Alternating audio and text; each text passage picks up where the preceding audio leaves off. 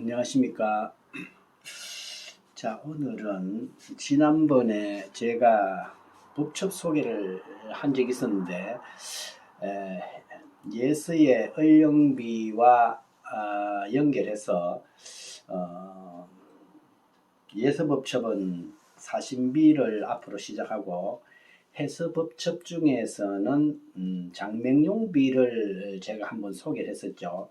자, 그러면 오늘은 우리가 앞으로 쓰려고 하는 장맹용비에 대한 이야기를 하기 전에 우리가 일반적으로 한간에 많이 쓰이고 있는 말 중에 육조체라는 말이 있죠. 그래서 뭐 장맹용비를 쓴다 하면은 육조체 쓴다 이런 이야기가 일상적으로 많이 이야기가 되는데, 육조체라는 말이 어떤 개념이고 어떻게 적용이 돼야 되느냐 하는 것에 대해서 한번 살펴보겠습니다.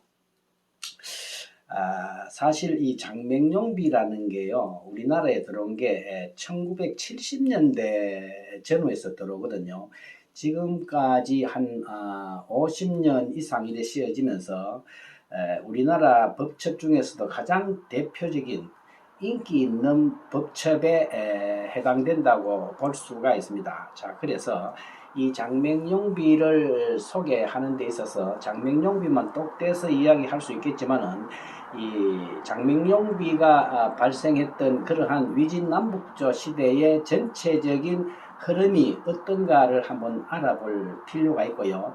제일 먼저 오늘은 육조체에 대한 잘못된 인식에 대해서 한번 먼저 말씀을 드리면서 앞으로 몇 해에 걸쳐서 위진남북조 시대에 대한 서변의 상황을 한번 점검해 보기로 하겠습니다. 사실 중국 역사상에 있어서 가장 역사적으로 복잡다단했던 시기가 이 위진, 특히 남북조 시대입니다. 그 앞쪽에 있어서는 춘추 전국시대 때에서 조금 복잡하긴 했지만은, 그거에 비해서 위진 남북조 시대는 굉장히 복합적으로 나라가 이렇게 분열이 되거든요. 그래서 중국사에 있어서도 가장 복잡다단한 시기였고요. 어떻게 보면 세계사적으로도 가장 복잡한 역사를 지니고 있는 것이 위진 남북조 시대라고 이렇게 볼 수가 있습니다. 그리고 서변, 서해의 변천사에 있어서도 가장 복합적인 시대에 해당합니다.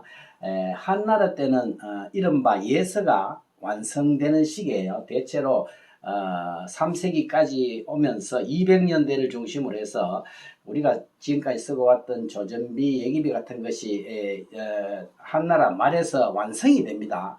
그래 하면서 위진 남북조 시대에 들어오면서 그 예서로부터 해서와 행서와 초서가 분화되거든요. 그래서 그 해서와 행서, 초서가 분화되는 결정적인 시기가 이른바 위진 남북조 시대이기 때문에 중국 서해를 이해할 때는 가장 핵심적으로 이 시기를, 역사적인 배경을 잘 살펴둘 필요가 있습니다.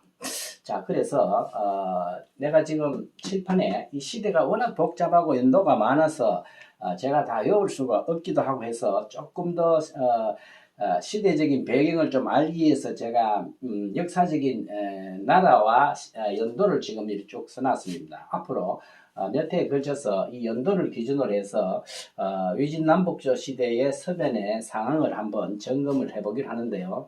지금 말하자면은 한나라가 망하면서 해서가 대도가 되고 행서가 대도가 되는데, 크게 봐서 북조를 중심으로 해서 해서가 정립이 되고요, 남조를 중심으로 해서 행초가 정립이 되는데, 해서의 조종이라고 하는 것은 이 위에서 나온 종료, 그죠?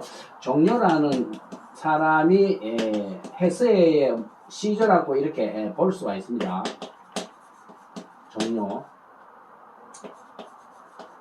종료가 해서를, 기초를 확립을 했다는 것이 해서사에서 가장 중요한 점이고, 행초는 이 동진의 초기예요. 왕이지라는 사람이 나오면서 행초가 어느 정도 완성이 되죠. 그래서 그리고 종료가 개척하기 시작한 해서가 이 북쪽으로 흘러들어서 이 북위를 중심으로 해서 거의 완성이 된다는 거죠. 그래서 크게 봐서 동진에서는 왕이지를 중심으로 해서 행서와 초서가 거의 완성이 된다고 보는 거죠. 보고 북위 때에 이르러서는 특히 북위 말기에 이르러서 여기에서는 이른바 해서가 정립이 된다. 이런 것, 요것을 전체적인 흐름으로 알아둘 필요가 있습니다. 자, 그런데 중요한 것은 오늘의 제가 제목에도 달아놨습니다만은 육조체라는 말을 많이 쓰는데 저도 학교 다닐 때 처음에 대학교 때죠. 글씨를 이렇게 쓰는데 무슨 채 쓰느냐 육조체 쓴다는 말이 굉장히 많았고 장명용비 저도 대학교 때 장민용비를 좀 상당히 많이 썼습니다. 장민용비를 쓴다 이런 이야기가 쭉 있어서 육조체를 쓴다 하는 게 무슨 말인가 육조라는 시대 뒤에 채자를 붙여서 되는가 이런 의문이 있었어요. 그래서 그런 점에 대해서 내가 의문을 가지고 있어서 이 점에 대해서 한번 짚고 지나가야 될 것 같아서 제가 육조체란 뭔가에 대한 이야기를 하는 것입니다. 자, 육조체라는 것은 사실 조금 잘못된 말입니다. 우리나라 글씨 서예에 있어서 이론적인 정립이 안 되었던 5, 60년 전에는 육조체라는 말이 일반적으로 돌았지만 조금 더 역사적으로 면밀하게 살펴볼 때 그것은 조금 합리적이지 않는 개념이다 이렇게 볼 수가 있습니다. 자, 오늘은 그 중에서 육조체란 과연 어떻게 해석을 해야 되느냐. 중국 역사에 있어서 한이 망하면서 220년에 망하면서 위가 220년, 오가 222년 촉 이렇게 해서 거의 1, 2년 사이에 삼국시대가 열리고요. 삼국시대에서 오와 촉을 위나라가 병합을 합니다. 그래서 병합을 하면서 진을 세우거든요. 이른바 진인데 이것을 서진이라고 이야기합니다. 뒤에 동진이 있기 때문입니다. 자, 그래서 265년에 진이 삼국을 통일을 해요. 그리고 50여 년간 지속이 되다가 316년에 중국 역사사에 있어서 영가의 난이라는 게 있습니다. 영가의 난이라는 게 있는데 이 영가의 난을 당하면서 북방에서 이민족들이 쳐들어와요. 그래서 이 진이 남쪽으로 현대 남경 있는 쪽으로 천도를 합니다. 그래서 거기에 세운 망명정국이 동진이에요. 그래서 서진과 동진을 통합해서 진이라고 이렇게 볼 수가 있습니다.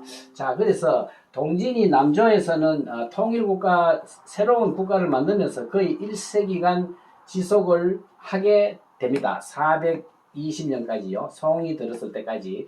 그리고 북쪽은 북방민족이 밀어와서 이른바 5호 16국 시대 다섯 민족이 16나라를 세워서 굉장히 120년 이상 동안 군웅할거 시대를 거치게 되고 439년에 북위가 그 통일을 하면서 북방의 대표적인 나라로 부상을 하게 됩니다. 그래서 크게 봐서 위진남북조 시대에서 대표적인 나라를 들으라 하면은 서진과 동진에 걸친 거의 150년이죠. 서진에서 동진에 걸친 남조의 150년 이 기간 동안은 행서와 초서가 왕이지를 중심으로 정립이 되고 북방에서는 5호 16국 시대를 지나서 북위가 북쪽을 통일을 하면서 북위 시대가 열리면서 해서를 중심으로 발전을 하면서 해서의 대부분의 건간을 완성하는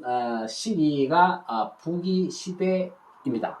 자, 그래서 그 다음에 이 북위는 534년에 동위와 서위로 나뉘어지고 동위는 북주로 이어지고 서위는 북주로 이어집니다. 북제, 북주로 이렇게 이어지고 동진이 망하면서 보통 남송, 남제, 남양, 남진이라고 하는데 남쪽이 4개의 나라로 이어지면서 약 160년간 지속이 됩니다. 자, 그래서 위진남북조의 커다란 흐름은 이렇게 되어 있는데 서해사에서 가장 중점적으로 다루는 것은 우리가 지금 행초의 세계에서 왕이지 글씨를 들었었죠.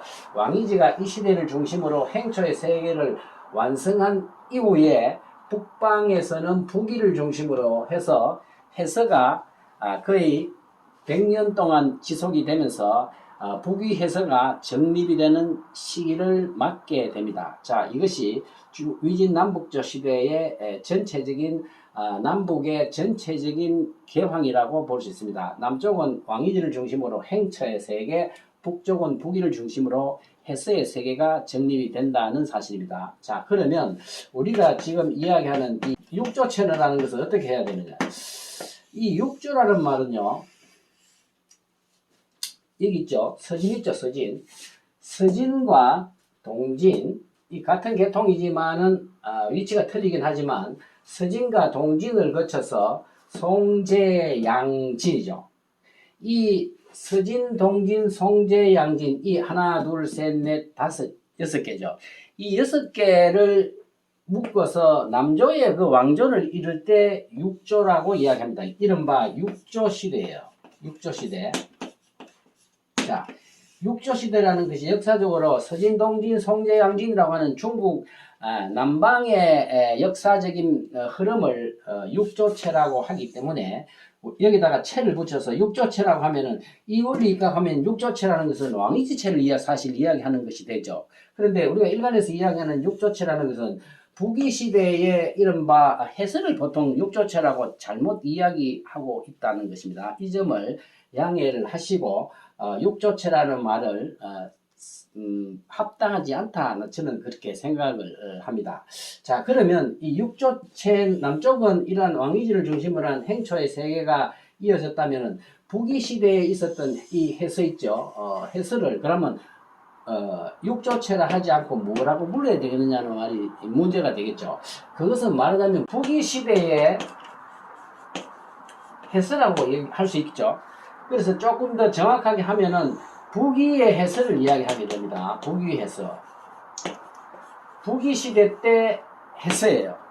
그래서 북위 해서라는 말이 조금 더 합당하고 또는 북자를 빼고 보통 위가 대표적으로 연결해 왔기 때문에 보통 뒤에 비자를 써서 북비를 공부를 한다 이렇게 이야기합니다. 위비 또는 위가 북쪽에 있기 때문에 북비라고도 이야기해요. 그래서 이 육조체라는 말은 북위의 글씨를 이룬다는 말은 좀 수정을 가해야 되고 대체로 쓸 수 있는 말은 북위 해서 또는 위비 공부를 한다 또는 북비 공부를 한다 이렇게 이야기하는 것이 조금 더 합당한 개념이라고 생각을 합니다. 자, 그래서 육조체라는 말은 조금 생각을 해서 수정해서 써야 된다는 결론을 낼 수가 있고요. 우리가 지금 앞으로 공부하려고 하는 장맹용비는 그러면 무엇이냐? 장맹용비는 이 북위 시대 때 거의 말기에 형성된 법첩입니다. 이 534년인데 북위가 534년에 망하는데 이 장맹용비는 522년이에요. 북위 거의 말기라고 볼 수가 있습니다. 북위 말기가 돼서 해서가 거의 전성기 시대를 맞게 되는데 말기에 있어서 대표적인 비가 몇 개가 있는데 그 중에서도 가장 서품이 뛰어난 것이 장맹용비이기 때문에 우리가 장맹용비를 한번 쓰려고 한다는 것입니다. 자, 그래서 이러한 시대적인 배경을 이해하시고 지금 위비 중에서 제 유튜브에서 다루고 있는 것은 제일 처음에 소개를 제가 해서의 흐름을 소개를 하면서 1차적인 법첩으로 선택한 것이 뭡니까? 용문조상기죠. 용문조상기가 있고 그 다음에 묘지명이 있다 그래서 지금 묘지명을 사마병 묘지명을 쓰고 있죠. 그래서 북조의 북위 시대의 대표적인 필적이 조상기, 묘지명, 그죠? 그리고 마에서가 아직 안 들어가 있습니다. 마에서도 거의 같은 시대입니다. 마에서와 그리고 석비 이 네 가지가 있는데 지금 그 석비 중에서 가장 대표적인 장맹용비를 공부를 하려고 하는 것입니다. 장맹용비에 이어서 북이글씨의 대표적인 한 전형이라고 할 수 있는 마에서는 그 다음에 이어서 공부를 해 나갈 것입니다. 자, 그래서 장맹용비는 북이시대의 말기에 있어서 가장 대표적인 석비의 대표적인 필적이다. 이것을 이해를 하시면 되겠습니다.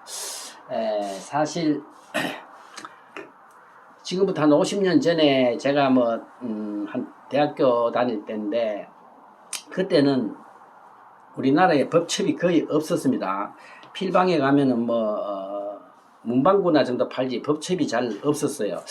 대구에서는 법첩 구하는 것이 필방은 거의 법첩이 희소했고 지껏 해봐야 안진경, 구양순, 왕이지 정도 법첩이 조금 있었고요.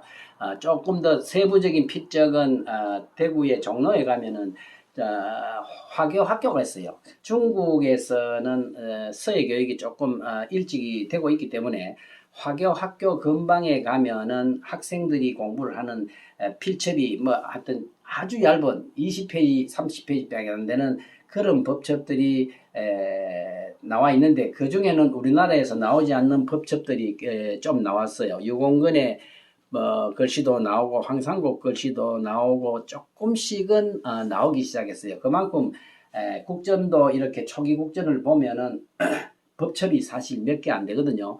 그러자 1980년대에 들면서 조금씩 일본 법첩이 소개가 되고 특히 1990년대 중국과의 수교가 되면서 대륙과 직접적인 교류가 됨으로 해서 법첩이 막 밀려들었어요. 그때를 중심으로 해서 1980년대를 중심으로 해가지고 그 이전에는 해서와 행서를 주로 썼던 그런 당나라 해서를 썼던 그런 시기에서 전서와 예서가 수용이 되고 특히 해서에서는 당나라 해서와 함께 이러한 북이시대 해서가 조상기나 묘지명 이런 것들이 막 소개되던 그런 시기랬어요.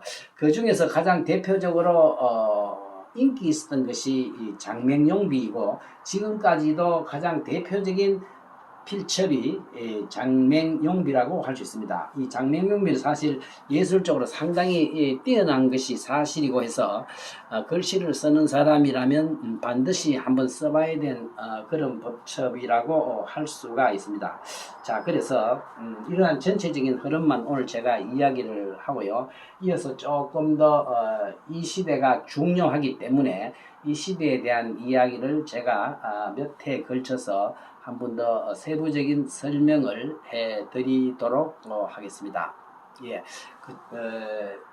우리가 법첩을 쓰는데 이런 시대적인 배경을 모르고 그냥 법첩 사다가 그거 막 쓰면 이 법첩이 언제 어디서 누가 무엇을 어떻게 했느냐 모르고 그냥 글씨만 쓰게 되면 조금 산만하게 이렇게 찌끔찌끔 공부하게 되면 전체적인 흐름을 놓치게 돼요. 그러면 굉장히 글씨가 혼돈스러울 수가 있습니다. 글씨를 쓰는 것도 중요하지만 특히 역사적인 선후관계를 잘 살펴서 공부를 해야만 효과적인 공부가 될 수가 있습니다. 제가 유튜브에서도 유명 법첩이라 해서 막 앞으로 땡겨 쓰고 이렇게 할 수도 있지만은 그것보다는 전체적인 역사적인 흐름에 맞추어서 거기에 합당한 법첩을 대표적인 법첩을 순서대로 써내려가는 것이 대단히 중요합니다. 그래서 제가 이 장맹용비를 이 시기쯤 제가 거론을 하는 것입니다. 자, 이 점을 참조하시기 바랍니다. 예, 감사합니다.